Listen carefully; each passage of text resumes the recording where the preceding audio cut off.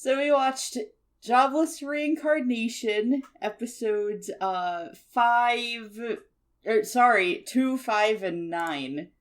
Mm-hmm. Wow, spooky. Yeah, I'm good at this. I'm good at this. So I guess first, what do you guys think I think of the show? I actually don't know. I'm gonna be real, because I don't know how I feel about it either. Okay. I think you maybe haven't finalized your own thoughts on it, but I think they're generally positive. Like what? Like, I think... like number or... Why do we have to label things? Yeah, why does everything have to have a label? It's... Ratings are fluid, Spooky. Okay. Well, I mean, for you, Gam, it's like, yeah, I would give this asterisk, but actually because of this, I give it this, asterisk, and, well, actually, no, it's this. Yeah, I really should have been a politician, huh? Yeah. I would say probably a 7 or an 8, maybe. You think? Okay. Oh, 7. 7? And dear, you have no idea?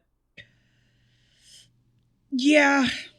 Because there are parts Take of a it that wild I'm 90% sure that you would absolutely adore, but, like, also there's parts that I know that, like, you probably dislike quite a lot. And so I changed my mind. 8. know. I gave it a 4. Yeah, I really fucking hate Jobless Reincarnation. I figured like it was lot. like one way, like massively, like one or the other. Yeah, no, I hate Jobless Reincarnation. This aired like not last season now, but like the season before. It was winter 2021, and I watched. I was gonna say, please give a date because I don't know when seasons are. Right? Yeah. So it started in January, and I watched it every week basically to be pissed. Like, it was my watch it and shit talk it show.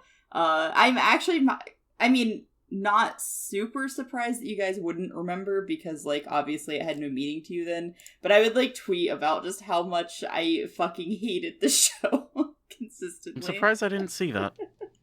So yeah, I really, really, really, really I probably disliked did, and I just missed it. Yeah, maybe. So, yay. I'm curious to find out specifically why. Oh, yeah, no, we will talk about it. Anyway. See ya. Yeah. We ain't starting on episode 1, maybe we're starting on episode 2. So shock and horror.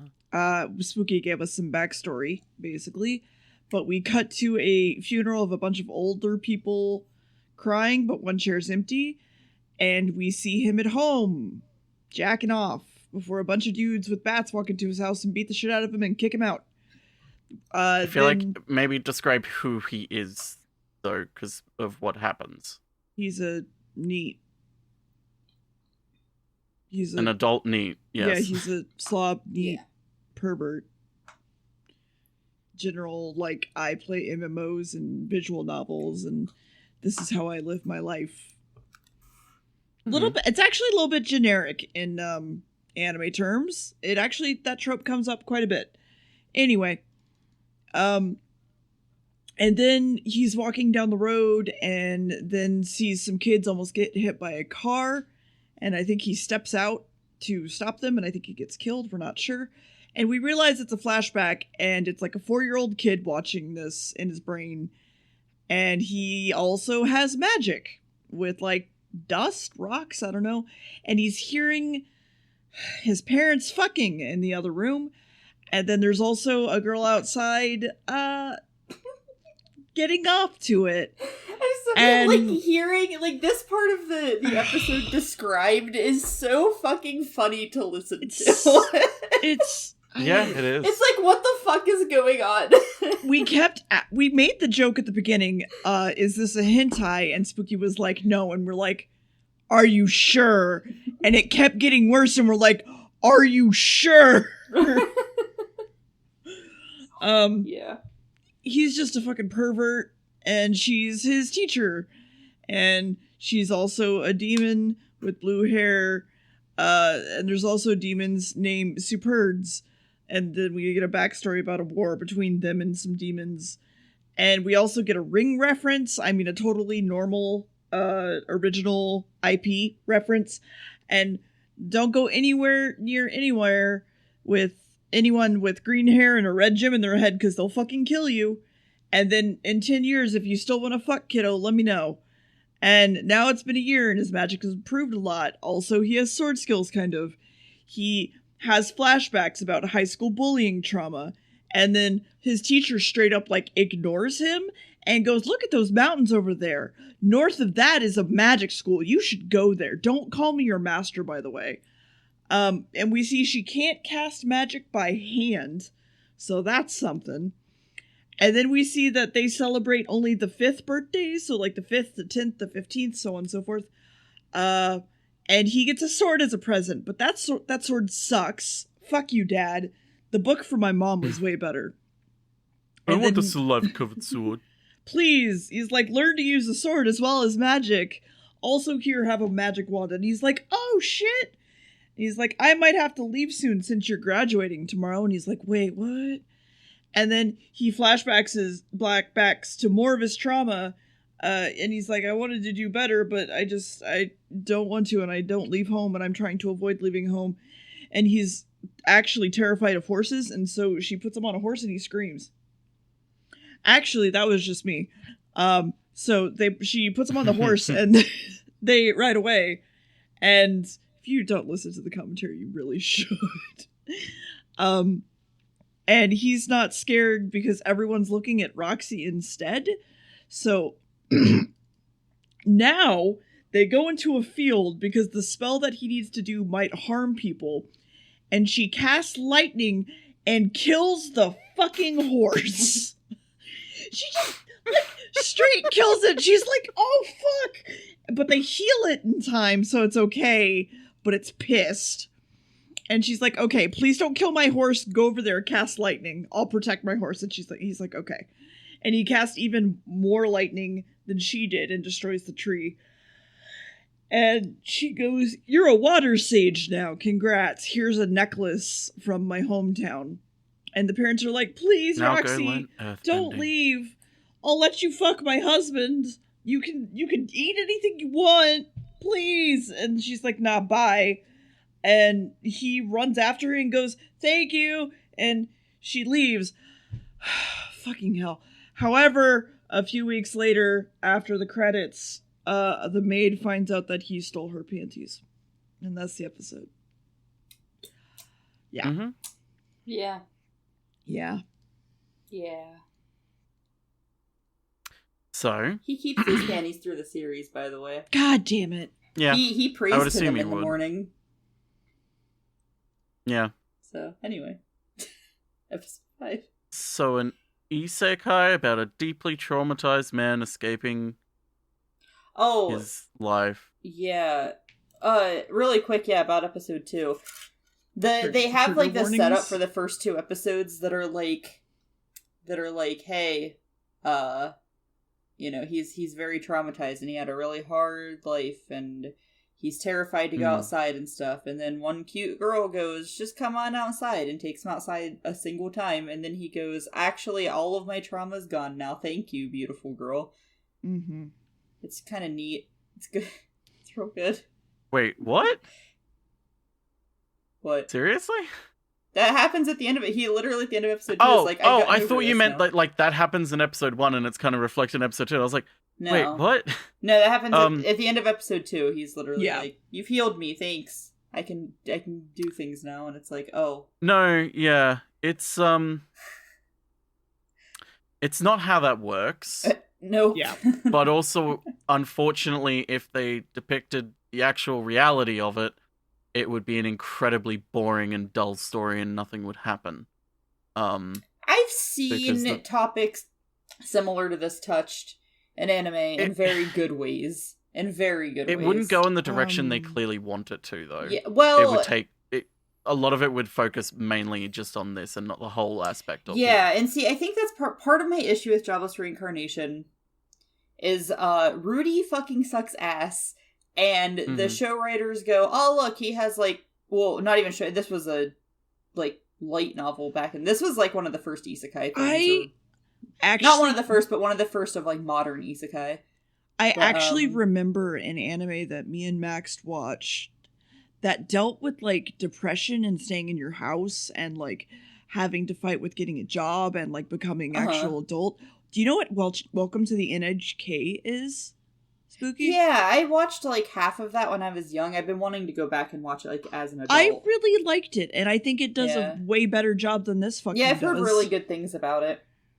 But, so anyway, basically what they do is they're like, okay, here's, like, this horrible trauma, which, by the way, the trauma even is, like, unrealistic. Like, they're like, oh, yeah, we tied you to a gate outside nude and pointed and laughed and said your dick was small. And I'm like, okay. Like, you didn't have to go that fucking extreme for this, you know? Like, they kind of went extreme to try and, like, really reinforce it. And it's like, they didn't have to. No, they really didn't have to. I mean, like, the other things they showed were fine.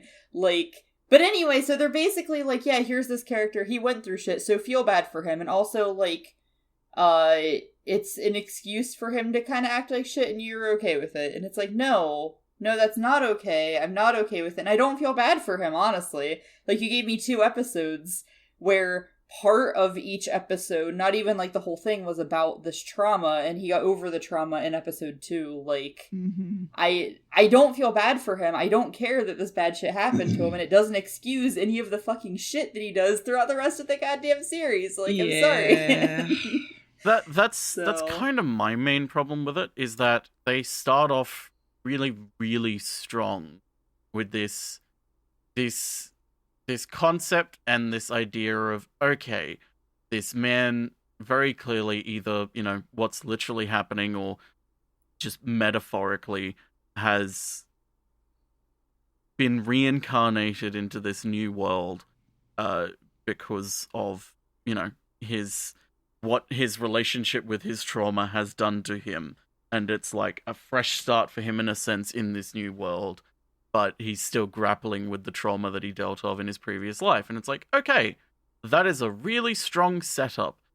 And it's like, the thing is, you can have him as the kid be a piece of shit, because you kind of need him to be. But the problem does come in, like you said, where the show goes, he's a piece of shit, but, like, he had a hard life, so you're meant to feel okay with him. Like, no, the point of the series, in my opinion, feels like it's meant to be his growth as a character of, like, man, like, even in certain episodes, he just outright says, like, wow, I've grown as a character. Yeah. Literally, also, like, the first shot you see of him in episode 1 in the new world is him as a baby, and as a baby, he has his, like, adult mindset, right? And he's, like, literally, the first thing you see of him in the new world is him being like, oh, I'm a baby, I get to suck on this hot woman's tits, hell yeah. And I was like, oh my god.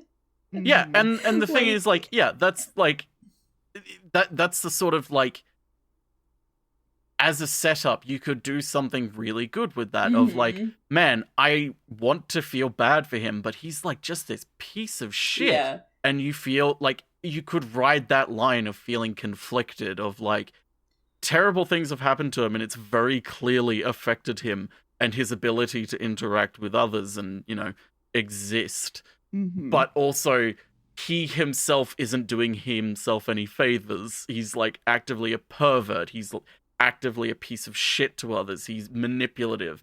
Like, you could ride that line, but the thing is here, they don't seem to want to ride that line, because it feels like they don't have to, because they sort of assume that no matter what, you're going to feel bad for him because his life was bad. And it's like, that only works to a certain point, at which point you will have several people drop off in the meantime, being like, okay, his life was bad, but it doesn't excuse this. Like, no.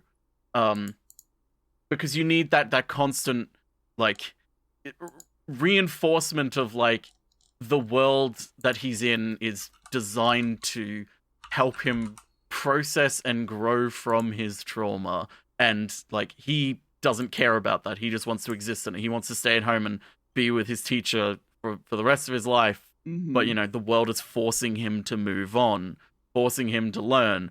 And it's like, okay, this is really good. He's being forced to leave the house. He's being forced to let go of his teacher. And then it's like, then, you know, they're like, okay, you've had this one scene where you confront your trauma. That means you're done now. And then he outright says, I had trauma, teacher, and then you cured me of it. Yep.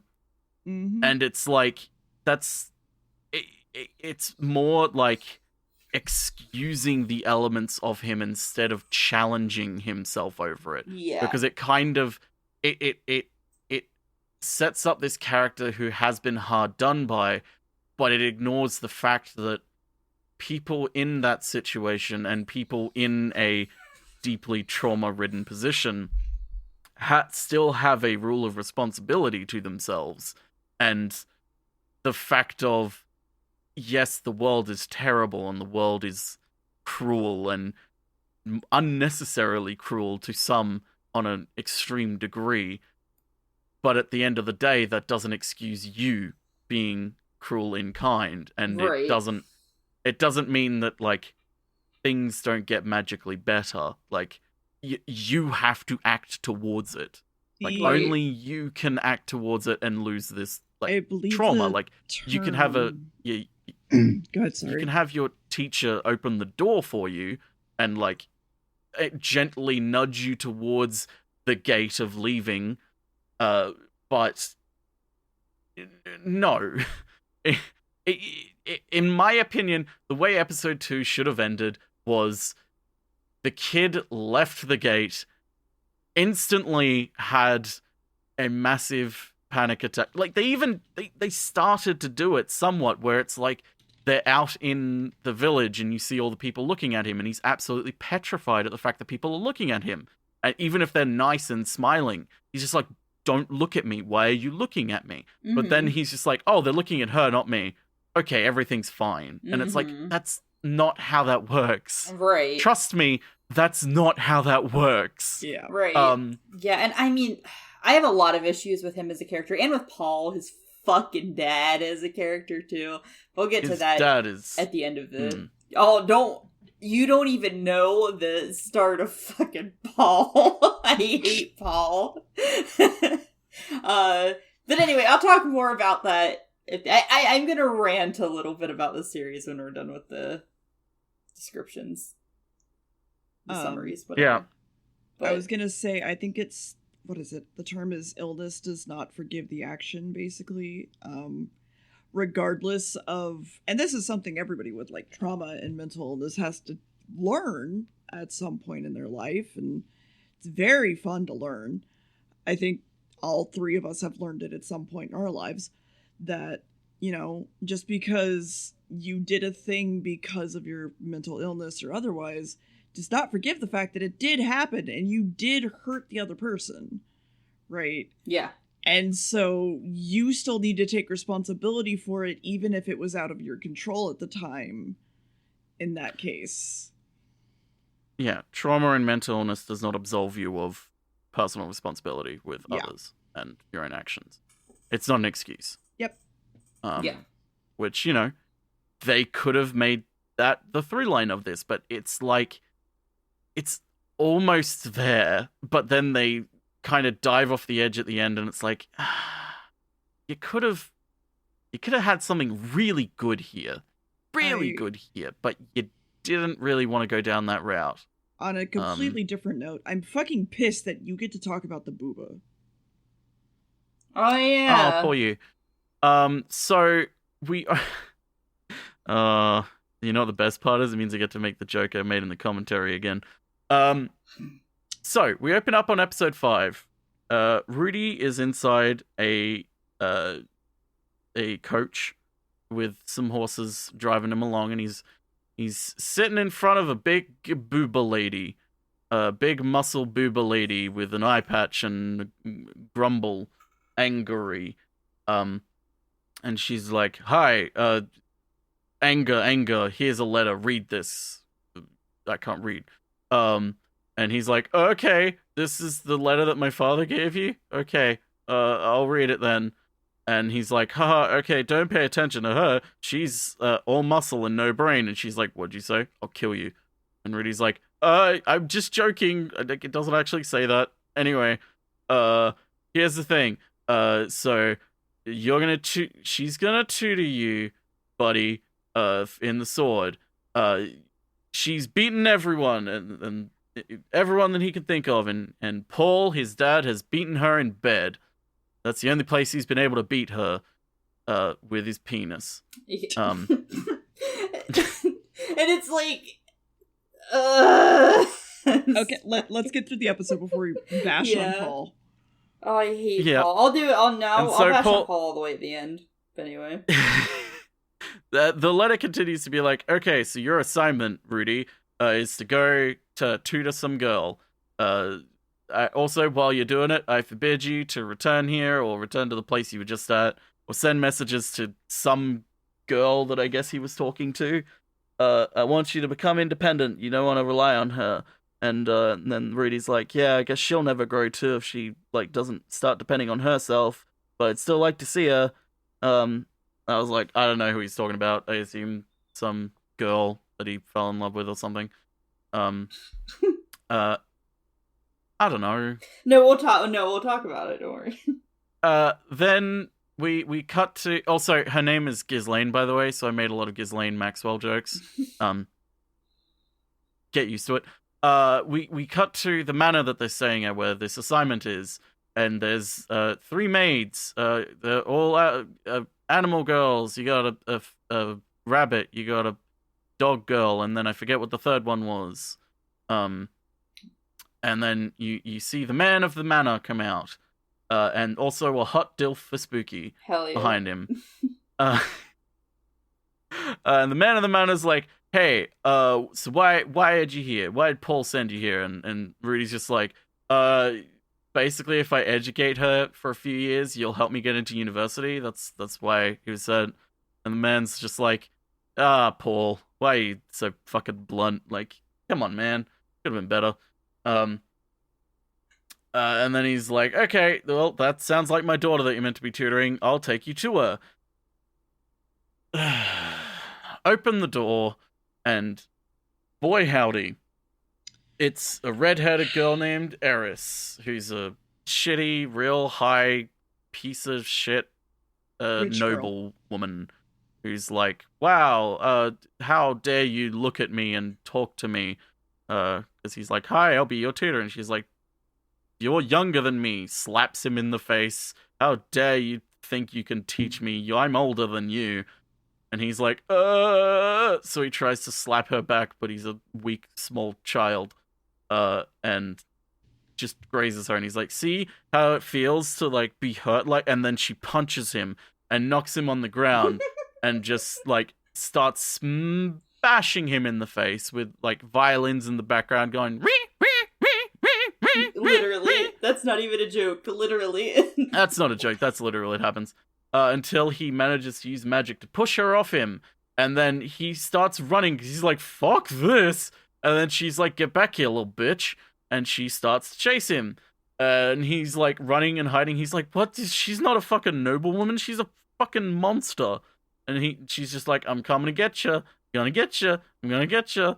And then we cut to Rudy sitting with the man in the manor, and the man's like, "So, you're gonna give up?"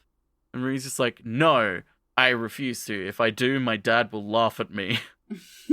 So I can't. He will mock me relentlessly.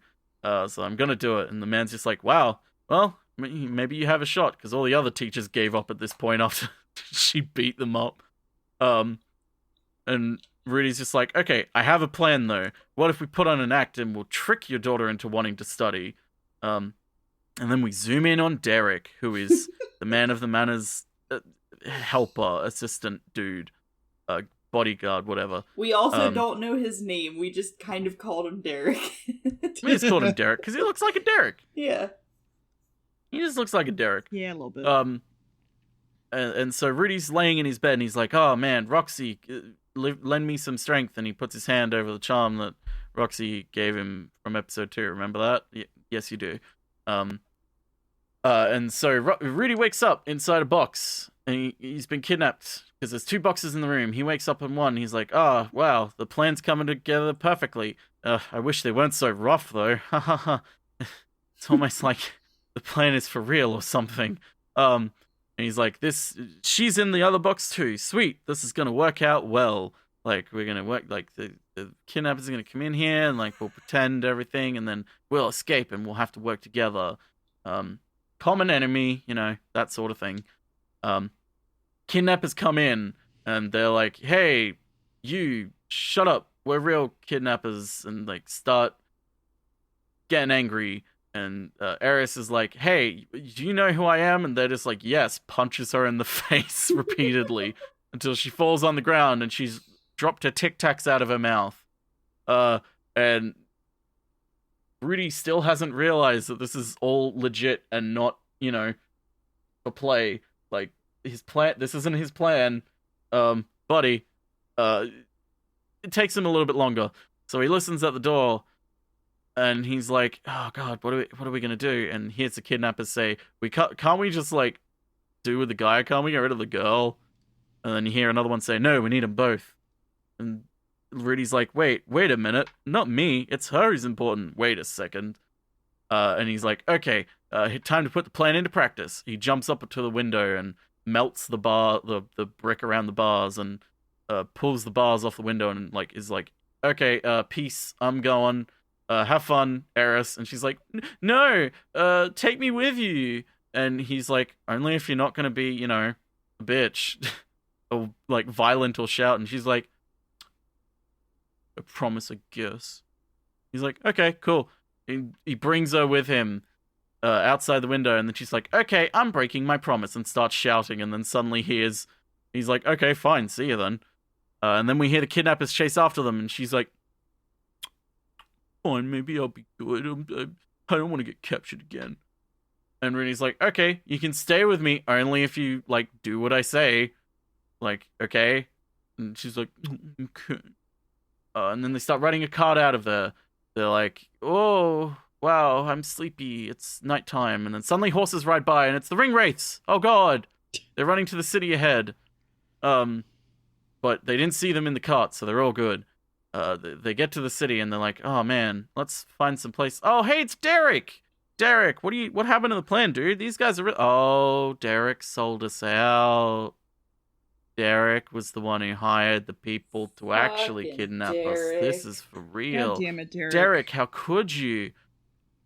And when Rudy realizes this, the kidnappers come behind and steal Eris again, and he's like, what? Derek, how could you? And then Rudy chases them down an alleyway, and then they argue for a bit about, like, dude, she's not worth it. And he's like, but come on. And then they're like, what if you just join us? And he's like, how much money are we talking about? And they're like, 100 gold. And he's like, how much is that? Would it pay for my tuition? And they're like, dude, it would pay for, like, 10 times your tuition. And he's like, man, that's tempting. But I've realized there's something more important than money. Family. And then Vin Diesel drives by and drifts into the alleyway and drives in between them all. And he's like, hey Rudy, I'm coming to get you. We're getting out of here together because family is precious. And then Rudy's like, yeah, Vin Diesel. And then they kiss. No, what happens is he's like, no, Dere is more important. And they're like, what? And he's like, oh God, did I just say that out loud? And he shoots fireworks in the air, and Eris is like, wow, he is a man that shoots magic. Wow. And they run off with her still. So Rudy chases him down and is like, bitch, get back here. And they're like, dude, we have swords, fuck you. So they throw a sword at him, and oh God, he's like, oh, maybe this was a mistake, until Booba comes by. That's right. Ghislaine Maxwell is back, and she decapitates the kidnappers immediately and shatters the sword that was about to hit Rudy. And Rudy just sort of sits there staring at the decapitated man as blood oozes out and is like, I nearly died. Wait, what happens if I die in this world? And then he just sort of sits as the blood oozes around him. He's like, oh god, a man just died in front of me. Don't worry, it's going to be dropped in the next scene. The concept of trauma is not brought up really that much. Ghislaine's like, wow, I got here just in time. Good thing I did. And they're like, okay, let's get back to the manor now. And Ghislaine's like, hang on, and then grabs Derek, and Derek's like, no, please, she's not worth it. And Booba's like, I don't care, this is what I'm meant to do. So they drag them all back to the manor, and Eris just like collapses and is like, Dad, I'm scared. And the man of the manor comes out and is like, oh god, you're safe, what the fuck happened? Rudy's like, yeah, my plan fell apart, turns out Derek is a dick. Without Ghislaine Maxwell, I would have died. And he's just Derek. like, man, what do I do? I failed. My plan failed. Everything. She still hates me. I didn't get the job. Like, man, I fucked everything up. And so he starts walking away, and then Eris is like, hey, what are you leaving for? You're my tutor, aren't you? And then he's like, what? And she's like, that's right. Everything's good now, but I'm still gonna be tsundere. And he's like, oh, okay, I guess I didn't fail. Anyway, that's the end of the episode.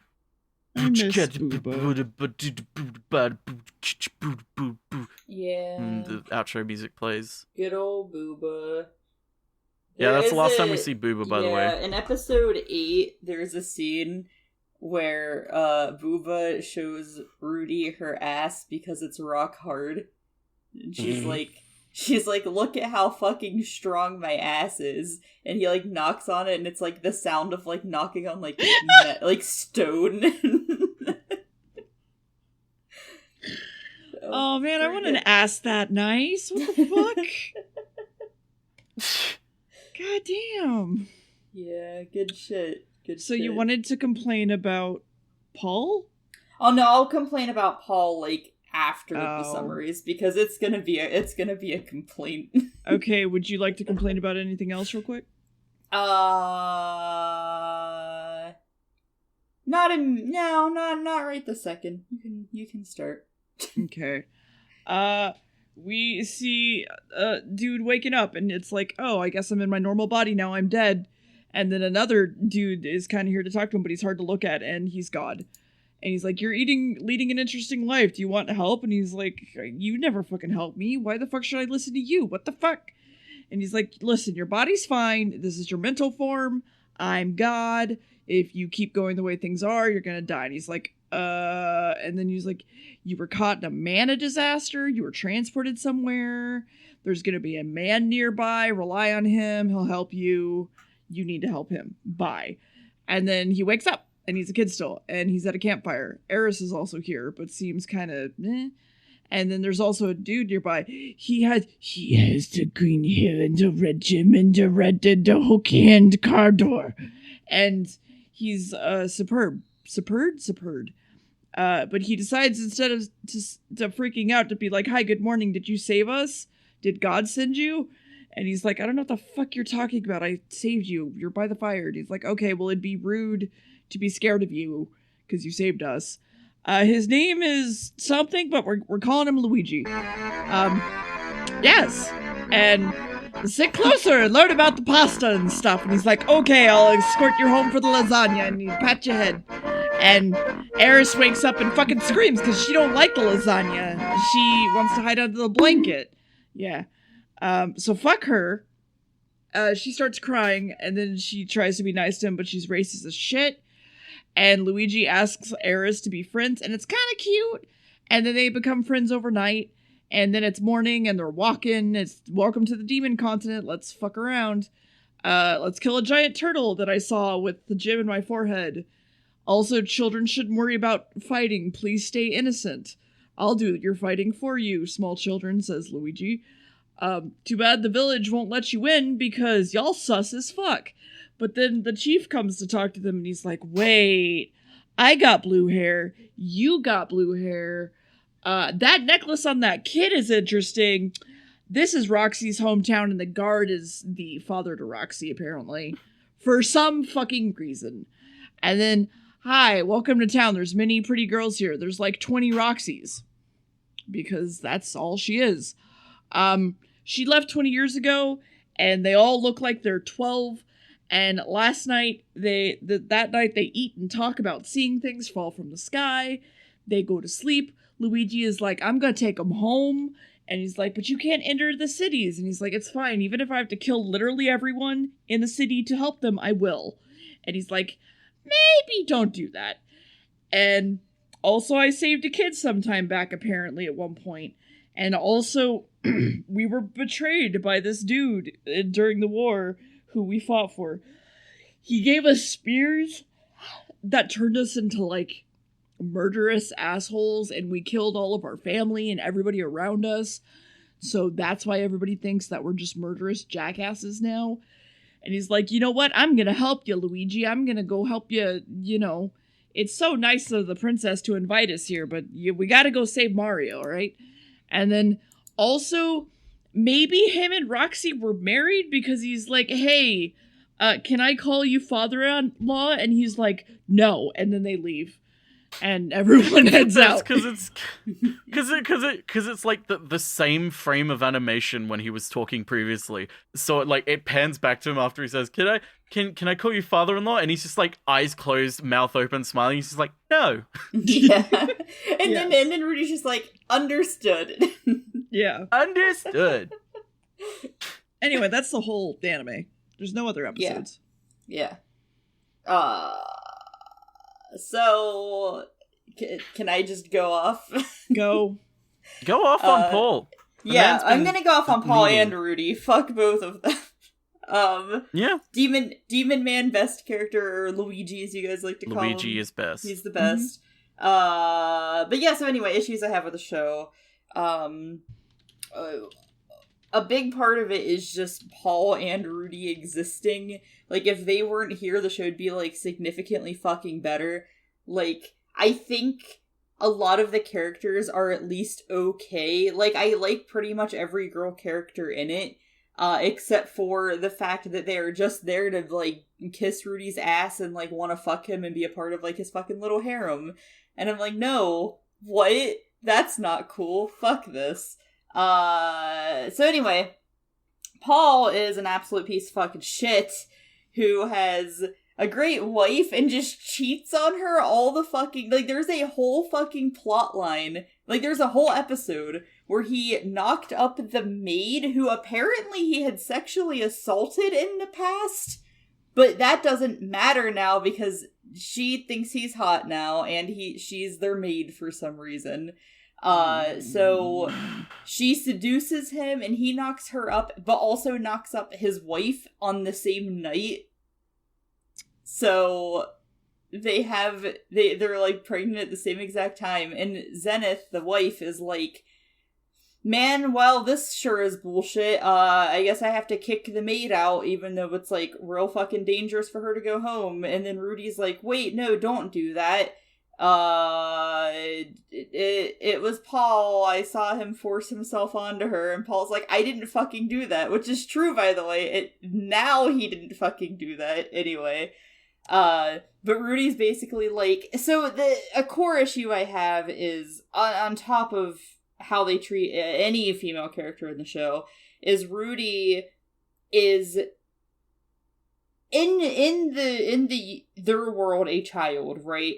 And in his past life was, like, kind of a fucking asshole, like, shut-in. Like, he was never a good person. But for some reason, in this universe, whenever he'll, like, tell adults things, and it's like he's spouting this fucking wisdom, and they're like, yeah, okay, kid. Like, they're just like, wow, Rudy, you are so wise and so cool, like, I am so glad you have the answers to all of our problems. And I'm like, this is not how this would fucking go. He's like a fucking 7-year-old. Like, people aren't gonna, like, sit there and be like, yes, I am going to let this child tell me what to do with my life, because obviously he is full of wisdom and knowledge. Out of curiosity, Uh-huh. how does the anime end? I'll get to that because I actually am gonna briefly talk about the final episode. Alright. But so anyway, it's like a thing where like literally like there will be like tutors helping like Eris or whatever, and Rudy will literally be like, "Oh, you're doing your job wrong. Here, let me show you how to do it correctly." And they're like, "Wow, Rudy, thank you so much." And I'm like, no, that's not how this fucking works. Like, he's just 100% a self-insert character, like, let me act like I am Rudy, because I am so smart and so cool and deserve all of the ladies. And then Paul, like, brings up, like, all of these fucking women from his past that he's been with. And even after he cheats on Zenith, and Rudy's like, hey, don't fucking cheat on Mom anymore. He's like, okay. And then literally in episode 5, he's like, yeah, you're allowed to get with the girl that you're tutoring, but don't touch Ghislaine, she's mine. And it's like, like, can we not do this?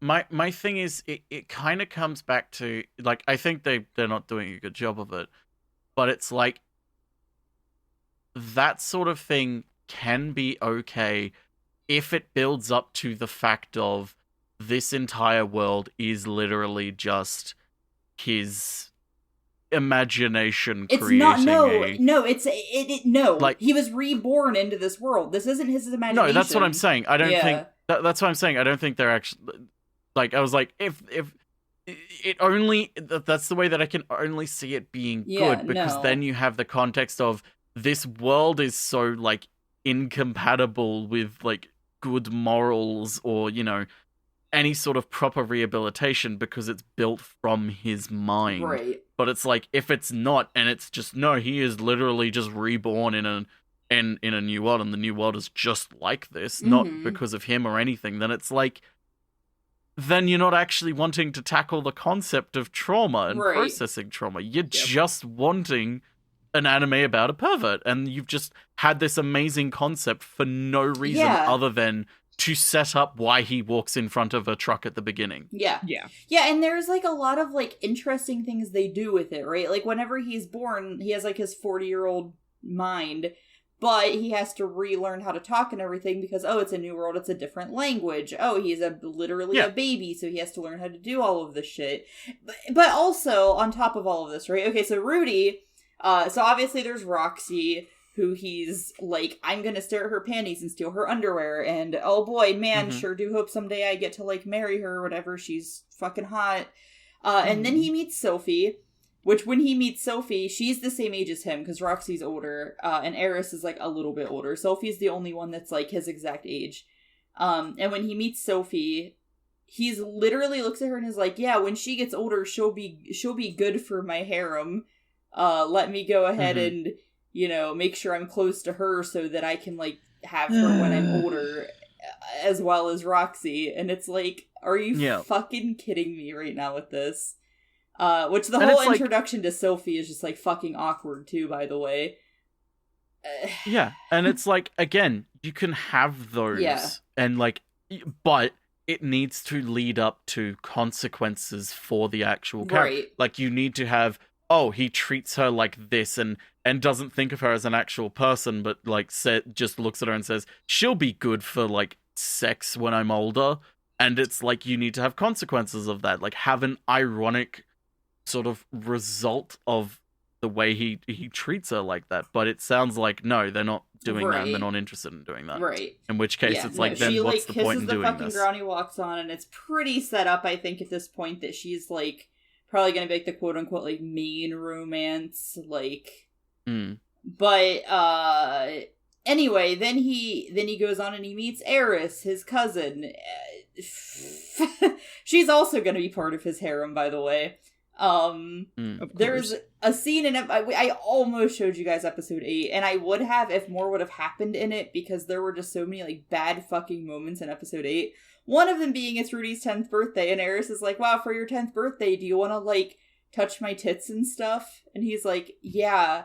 And then he starts to, like, put his hand up her skirt, and then she's like, well, wait, I didn't say you could do that. And then she's like, yeah, how about just wait a few years until we're both older. And he's like, okay, I'll wait a few years. And then he's like, oh, wait, shit, I also have Sophie back home. And then he still talks about Roxy like he wants to marry her someday. So it's like, what the fuck are you doing? Like, you're just so unlikable. You're literally a fucking piece of shit. Like, and he literally is like, I'm picking up all of these girls because I learned to from my dating sims. And it's just like, what the fuck, man? And again, that's the thing of, like, that is such a perfect setup of, like, okay, like, he's like, oh, I learned this from, like, my flirting tips that I learned from my dating sims is working. It's like, and it does work. And it's like, that is a great setup for a reality shatter of, like, none of this is real. Like, none of it is real. And, like, reality hits him like, pun intended, a truck. Yeah. And fucking, he gets the consequences of it all. Of, you know, even if it is just literally a terrible exposition scene of God being like, man, you a fucking awful human being. Like, your life is terrible, and then you treat all of these people like this. Like, how would you feel? Like, you know how that feels, and yet you still treat people like this. Like, why should you get any sort of, like, redemption or anything you want? Like, it would be terrible to just have an exposition scene like that, but it's like, that's the easiest way you could do it and still have all of these things, you know, be, like, more justified within the story. But it's like, no, you just wanted to make a fucking hentai. Yeah, and it's like, he's 100% self-insert character. This is 100% the basis for, like, more recent isekai. I hate it. But then we meet Demon Man, and I fucking love Demon Man. And I hate that I love him because I want to see his arc now. So I have to watch more of this goddamn show when season 2 comes out and past that. And I'm so pissed off about it because I'm invested in this character now. But Demon Man's great. Rudy's like, wow, haha, I'm gonna, like, molest Eris in her sleep. And Demon Man's like, no, you're fucking not. And I'm like, Demon Man, you're the best. like, he literally stops, like, Rudy, like, goes to do something, like, fucking perverted to Eris, and Demon Man literally comes in, picks up Rudy, carries him away, and is like, don't fucking do that, you piece of shit. And I'm like, Demon Man. Yeah. Thank you for being like, the one man in this anime that's a decent fucking human. Thank you, Luigi. Yeah, and you get, at, like, the end of episode 9, you get that moment of him realizing, man, old me wouldn't have, like, listened to Luigi's story, but, like, no, it's really resonating with me, and, like, I actually want to help him. And it's like, okay, there's the turning point for your character. And it's like, if this was a better anime, like, if all the things that I said happened, then it's like, okay, this would be a really good jumping off point of, like, okay, Luigi is his role model, and he learns from Luigi. But the point is, it's like, that might be the case, but the problem is, like, he's still not sympathetic in that case. All it just means is that just makes Luigi look like an even better character for putting up with his shit. Right. Because it's like, you don't get any, like, again, it's not personal growth through learning himself. It's personal growth through being like, oh, this person's really good and they have the patience for me, so I guess I should just go along with what they want for me. And it's like, that's not how that works. Yeah. That's not how that works. It, like, makes me mad in a way because, like, obviously Rudy and Eris need to help Demon Man with his issues of, like, going into cities and things like that, right? But Rudy also, like, teaches Demon Man shit, like very obvious fucking bullshit things. Like I said, that Rudy's been doing this entire series.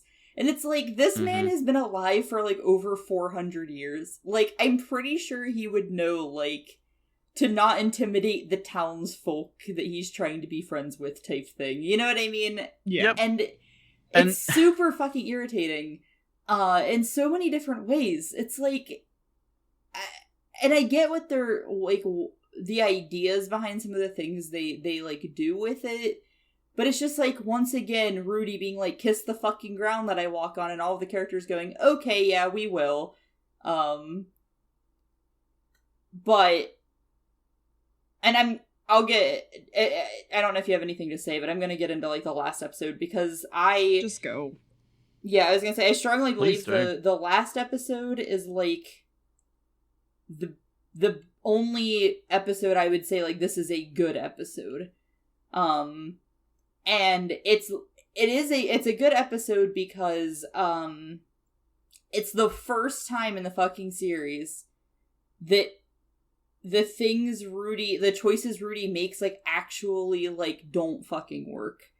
Because it's, like, even with, like, the kidnapping thing, like, yeah, they actually got kidnapped, but it was like, oh, okay, fine, whatever, by the end. Things still worked out. Yeah, it worked out fine for him. And, there are no consequences. Yeah. So basically, like, they had joined, like, a guild type thing, right? And they were, like, bounty hunters for, like monsters. There was, like, quests they would accept. And there was, like, another guild that consisted of, like, 3, like, younger characters or whatever. And Rudy is like, okay, we're gonna do this, so the townspeople won't be so scared of you. They had dyed Demon Man's hair blue, by the way, so that people wouldn't be, like, afraid of him. So they wouldn't know what he was or whatever. So they're like, okay, so what we're gonna do is we're gonna get them to like you a whole lot without them knowing what you are, and then, like, wind up revealing what you are. But he's, like, trying to do everything so, like, the timing and, like, everything, like, will look the best for him.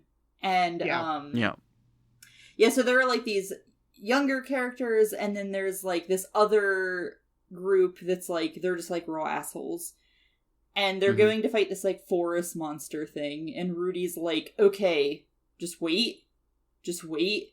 Don't help them yet, just wait. And Demon Man's like, no, I'm gonna go help. And Rudy's like, no, wait. We have to get the timing of this right so that you'll look like a fucking hero. But then Rudy waits too long, and, like, the monster ends up, like, killing some of the people, yeah. And Demon Man, like, runs in and is, like, saves the people who are left, and Rudy's like, oh, fuck, what did I do? Like, these people just died because of me, and it's, like, people that the show, like, kind of, like, I didn't feel bad for them, but it was like, oh, that sucks, because, like, we kind of knew them a little bit. Oh, man. Yeah, and then Demon Man's basically like, yo, what the fuck? You told me to wait, and because of that, people are dead, and it was, like, younger kids. Or, like, people probably a little bit older than, like, Rudy. And Demon Man's, like, all about protecting kids. So it was, like, the first time that it was like, okay, this is, like, a good episode. Like, this is, like, Rudy's actions directly, like, you know, backfiring on him. And, like, the conclusion's, like, pretty nice or whatever. But it's still, like, there really wasn't much development, you know? And a lot of people that I talked to about the show, they're like, well, there will be development. Like, Rudy's gonna develop. And I'm like, at this point, he's almost irredeemable for me. Like, at this point, the ending of the show that I want is Rudy and Paul to die. No, wait, first I want Demon Man to go home with Rudy, and I want Rudy's mom to leave Paul for Demon Man. And I want Demon Man to take care of Eris and Sophie, and then I want Paul and Rudy to die. Like, that's what I want from the show. I think the main problem is that episode comes too late. Exactly. For it to actually have what it should have been was the first 3 episodes you have those moments of, oh, like, dating sim, everything's working, she'll be in my heart. Like, you have those disgusting moments in episode 3. And then episode 4 is when you have, okay, here's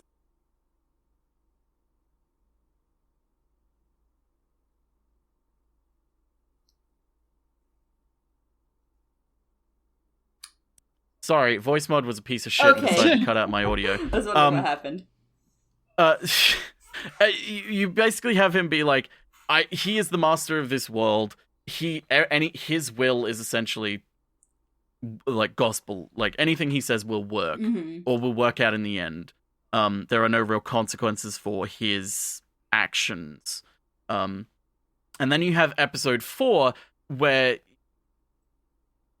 not as, like, stark as, like, a, you know, a certain anime that has, like, a very stark contrast of reality in at the end of episode 3, beginning of episode 4.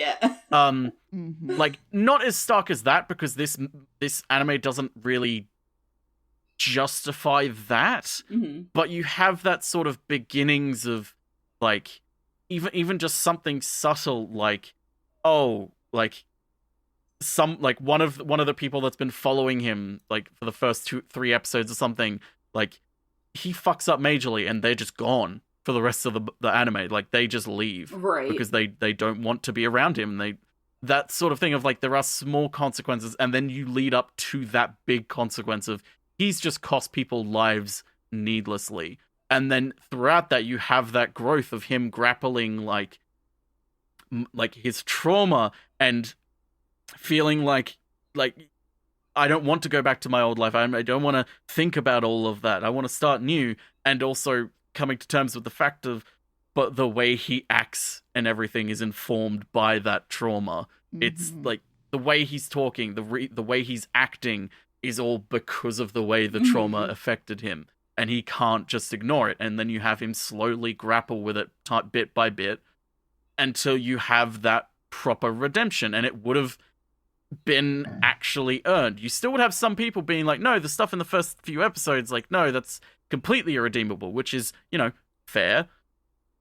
But you will have more of the audience actually care about him and not write him off as, okay, he's just a piece of shit, and like, yeah, his life was terrible, but like, he's not doing anything about it. Like, there's no consequences for him being a piece of shit. Like, he's just a piece of shit and he gets away with it because he was traumatized. Like, yeah, no, like, right. Trauma doesn't mean you get off scot-free with things. And like, that's what they could have done, but they didn't. And it's like, if people are saying, oh, well, they will in future, it's like, no, that's too little too late. Yeah, and like, I've heard a lot of people be like, you already see the start of the development. And I'm like, no. It is, if any, it's like crumbs.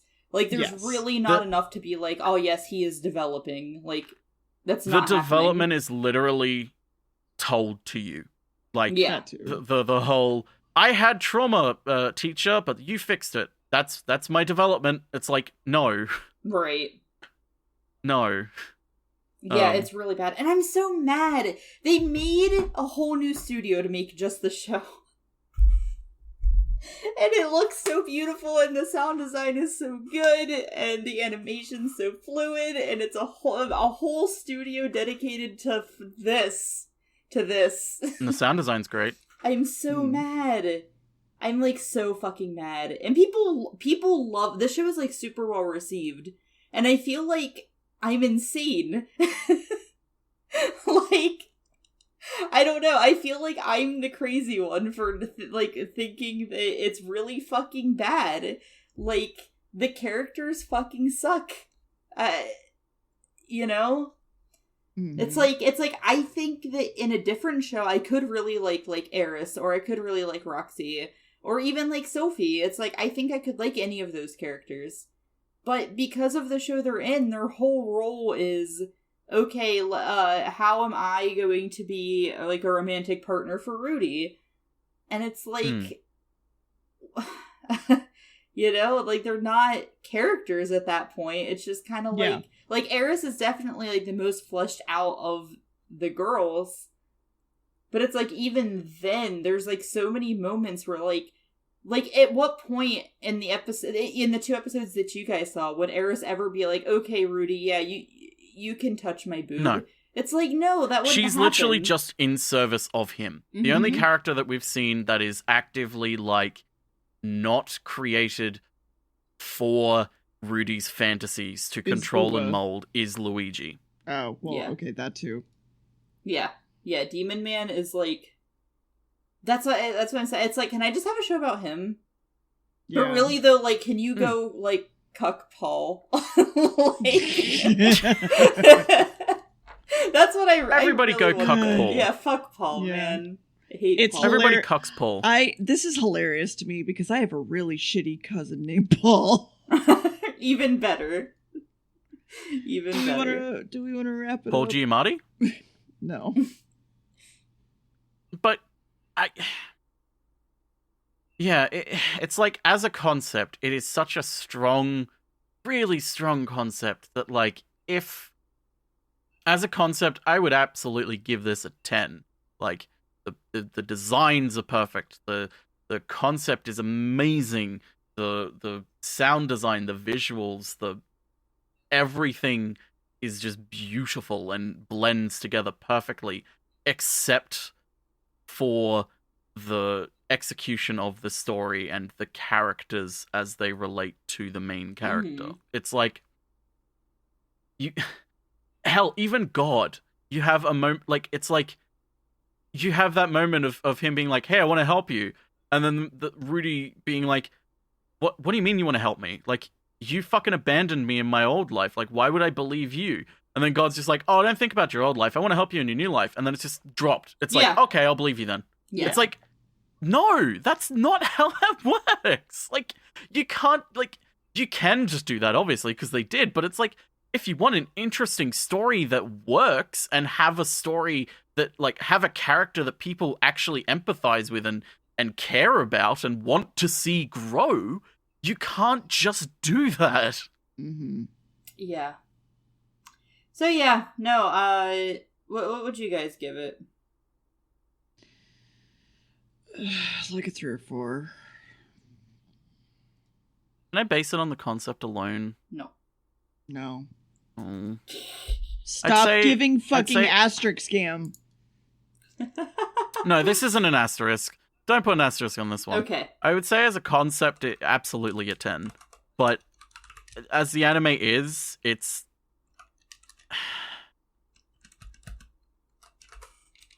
probably a 1 or a 2, because I find it insulting. Yeah. No, it really is. Really insulting. The only reason personally I give insulting. it a 4 is because, I mean, the animation's beautiful, sound design's beautiful, all of that's beautiful, and the original first concept of, like, for me, is the character dealing with actual trauma, and then that being brought into an isekai is really good, but it's just so fucked, and so I just so that's why it's a 3 to 4 for me. Yeah, no, probably, that makes sense. Probably a 3. I was so fucking disgusted with the first episode by everything, and it just if Demon Man didn't come into this show at episode 9 and make the last few episodes like enjoyable for me, it would have definitely been like a 2 or a 3. And then, like I said, the rest was basically like here. It probably would have been a 3, and then the rest of it's literally just like, this show's pretty. For me, it's like all of the interesting and elements of it, because of how much of a misstep they take with everything, it, like, seeing those things just lowers the score because of it. It's like, oh yeah, this is beautiful. The sound design's amazing. It's in service of something that does not deserve it. Yeah. I think you're kind of like me in a way, Gam, where... Why? Where something disappointing to you is way worse than something bad. Well, does that make sense? It's like, because this is bad, but it's like this has so much potential, so therefore, like, something disappointing. Like, it makes me more angry than something that is just outright bad. Yeah, the sort of thing where it's like you very easily had something handed to you on a silver platter, and then you just threw it away because you just did not care. Yeah. Or you just did not want to. Like, I would say I completely agree. For me, something disappointing will rank a lot lower than something that's just plain bad. Like, this is ranked lower than Another. I had no fucking shits about Another. Like, Another, like, no. Like, that there was nothing in it where I'm like, you could make, like, this was a really good concept. Right. And, like, it was a decent concept that you could make something decent out of, but, like, it was just bad. This, an amazing concept, but, not just disappointing and bad, but, like, actively personally insulting. Right. Like, especially the whole, like, the fact of, like, there are parts of it that they get so accurate to the borderline agoraphobia of not wanting to leave your house, of being terrified of leaving your house, of, being terrified of anything that will take you away from your house. There are aspects of it that they get so right. And specifically, like, the one thing I want to talk about is, like, the part where they do leave on the horse and he sees everyone looking in their direction and it terrifies him. That is so accurate.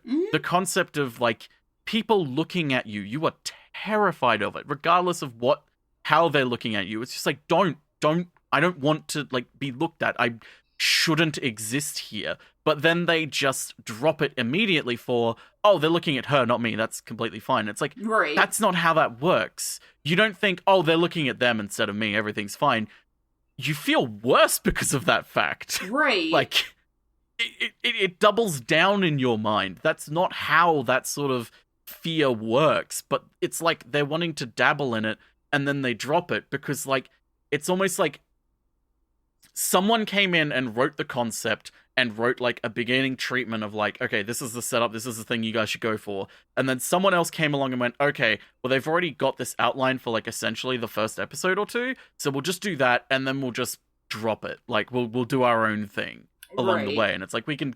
like, there are some elements of that have to stay. Like, you know, well, he was traumatized in high school, so, like, we have to do something with that. We can't just drop that completely. So, like... we'll have him, like, you know, regret things and grow as a character, but it's like they were just so uninterested in actually exploring this interesting concept. Yeah, I don't know. Whoever wrote this, because I guess it was a novel first. Was it Derek? And it's like, yeah, right. It's like whoever wrote this, it just feels like such like a fucking self-insert. Like, I don't know. Like, it's like, what else could this be? It's like. And that's an issue I have with, like, a lot of isekai, is it's just kind of like, okay, you're the self-insert, like, the main character's just a self-insert character, have fun. They get all of the ladies. Yeah. You know what? That's exactly it. It's like they had this interesting concept for an isekai, but then someone else came in and was like, oh, we want to make this character a self-insert. Yeah.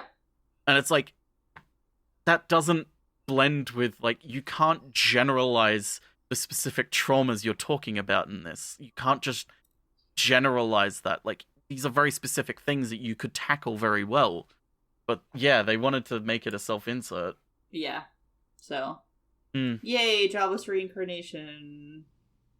Can't wait to watch season 2. And now we're gonna go set the studio Spooky. on fire. Bye.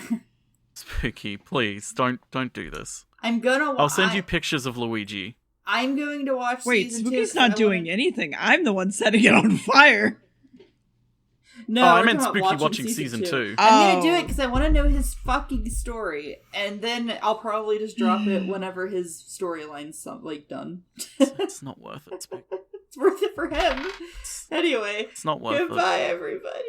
Goodbye. Goodbye, everybody. See you next week when Dia murders us all because it's not February yet. Someone gives Dia a chainsaw. Goodbye. Oh god, Dia's got it now.